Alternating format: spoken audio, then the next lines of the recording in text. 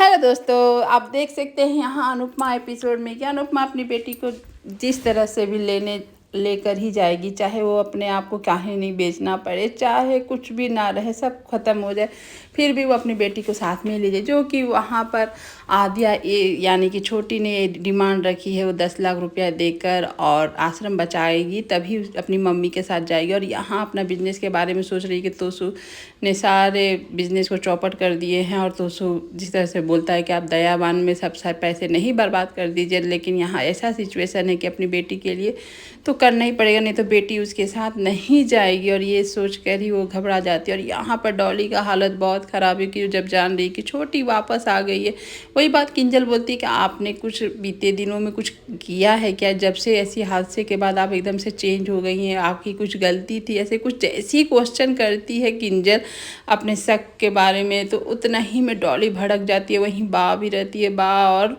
पाखी दोनों सुनते हैं, लेकिन यहाँ डॉली की इतनी हालत ख़राब है वो सुनकर ही कि वो एकदम से तकिया उकिया फेंक कर किंजल को मारने लगती है, भगाने लगती है कि निकलो यहाँ से, तुम हटो यहाँ से। और ये सब देख कर बा भी गुस्सा जाती है कि तुम मेरी बेटी के बारे में इल्ज़ाम लगा रही हो, उसे संभालने के बजाय, बोलने के बजाय तुम उस पर इल्ज़ाम क्यों लगा रही हो। जबकि पाखी बोलती है कि मैं तो सिर्फ पाखी नहीं, किंजल बोलती है कि मैंने तो सिर्फ पूछा था, ऐसा कुछ बोला तो नहीं था। और यही डर किंजल को हो जाता है कि अभी तो छोटी आई नहीं है तो घर का माहौल ये हो गया। और यहाँ देखिए अब तक आ जाते हैं, पाखी दरवाज़ा जैसी खोलती है तो किराएदार अनु की रसोई वाले आ जाते हैं, क्योंकि उसको भी पता चल गया कि अनु की रसोई की सारे कस्टमर एकदम से नाराज़ है और बंद होने के कगार पर है, तो किराया मांगने आया। और यहाँ पर अनुपमा जैसे ही चेक साइन करती है 10 लाख का आश्रम में देने के लिए, तो भी जानती कि उसका सिचुएशन क्या है। कि उसका मन बोलता इतने दिनों का मेरा पूरा ज़िंदगी जमा किया हुआ पूंजी अपने दुख मुसीबत के लिए रखी थी, मैं जानती हूँ कि आज मेरे पास है तो मैं सब कुछ कर ले रही हूँ, नहीं रहेगा तो कोई मेरी मदद नहीं करेगी, लेकिन मैं अपनी बेटी को दे रही हूँ और बेटी के लिए मैं कुछ भी कर सकती हूँ, कुछ भी। और वो कर देती है, सारे अपने जीवन की पूंजी दे देती है उस जो गुंडे मांग रहे थे पैसे, जो कि लिए थे यहाँ ब्याज पर, आश्रम वाले, तो उनको पैसे देकर आश्रम को बचा लेती है, सब कर लेती है। और यहीं प्रेम भी देख रहा होता है, लेकिन यहाँ अंश जान रहा होता है कि अनु माँ का बच्चा जो सेव किया हुआ पूंजी था सब अब ख़त्म हो चुका है, उसको भी टेंशन हो जाता है।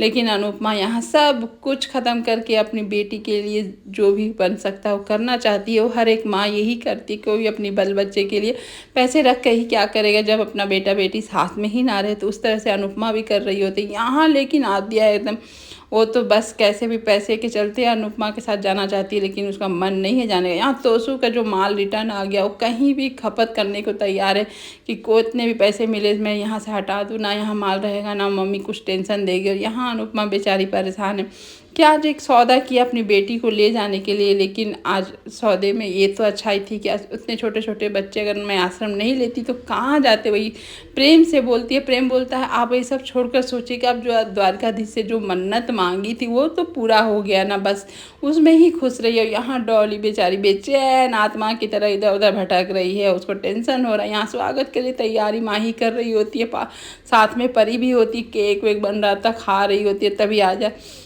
लेकिन अब डॉली बेचारी क्या करेगी, वो तो समझ में नहीं आता है। वो खुद जानती है कि उसने क्या किए हैं गलती और क्या नहीं किए हैं। और तभी तोसु भी आ जाता और यहाँ सारे माहौल खुशी का रहते हैं। तभी आ जाती इशिता, जो 2 दिन के लिए शूटिंग के लिए गई होती है, लेकिन जब वो आती है तो उसको देख कर लगता है कुछ तो उसके लाइफ में गड़बड़ हुआ है। जो कि बा बोलती है कि तुम इस तरह से कैसे मुंह बना कर आई हो। जब माँ नानी जब पूछने लगती है तो एकदम से भड़क जाती है, बदतमीजी करने लगती है।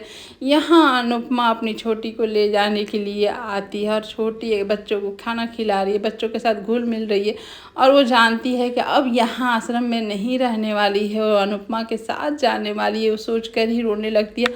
और ये सब अनुपमा भी जानती है कि छोटी के दिल में क्या चल रहा होगा। तभी वहाँ आ जाती है और व्यास जी को बोलती है अनुपमा कि वो क्यों रो रही है। मैं जानती हूँ, क्योंकि मेरी छोटी है, वो राही नहीं है, वो मेरी छोटी मेरी बेटी है, मेरे साथ मैं ले जाना चाहती हूँ, तो आप इजाज़त देंगे तो मैं अपनी बेटी को लेकर साथ जाऊँगी। और यहाँ बच्चे भी उदास हो जाते हैं कि राही दीदी अब नहीं रहेगी। अनुपमा उनसे माफ़ी मांगती बोलती है आप लोग को जब मिलने का मन करे तब आप लोग आ जाइएगा, मुझे अच्छा लगेगा, लेकिन बेटी को तो मैं लेकर ही जाऊँगी। बेटी यहाँ पर राही बोलती है मैं कुछ दिन के लिए जा रही हूँ, लेकिन मैं तुरंत तुरंत आ जाऊँगी आश्रम में देखना। तो यहाँ पर उसकी दोस्त समझाती है ऐसा मत करो, तुम किस्मत वाली हो, तुम्हारी माँ है, तुम्हारी माँ मिल रही है, परिवार मिल रही है, तो क्यों अनाथ आश्रम आना। लेकिन राही बोलती है वैसा माँ और वैसा परिवार नहीं चाहिए। तब तक आ जाता है अंश अपनी बहन को देखकर बस फूलों का तारों का यही कहना है में वो जो गाना बजता है। लेकिन यहाँ कुछ अंश बोले उसके पहले राही बोलती है कि मैं आप तुमसे बाद में बात करूँगी। तब तक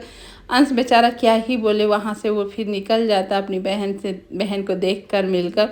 और यहाँ पर आप देख सकते हैं कि परी देख रही होती कि सीता परेशान है, उससे पूछती है कि कुछ हुआ है बताओ। मैं बताने से बात सॉल्व होती है, लेकिन यहाँ सीता कुछ नहीं बताती है। परी को धक्के देकर बाहर निकाल देती है, दरवाज़ा बंद कर देती है। उसके बाद वो खुद रोती है, लेकिन परी समझ गई है ज़रूर कुछ बात है जो सीता इतना परेशान है। और यहाँ पर अनुपमा आज बहुत बहुत बहुत खुश है क्योंकि उसकी बेटी मिल गई है। द्वारिकाधीश ने उसकी बेटी वापस कर दी। अब उसकी एक और उम्मीद और द्वारिकाधीश से हो गई कि अब अनुज को भी वापस कर दीजिए, और वो मन्नत भी मांगती है द्वारिकाधीश से।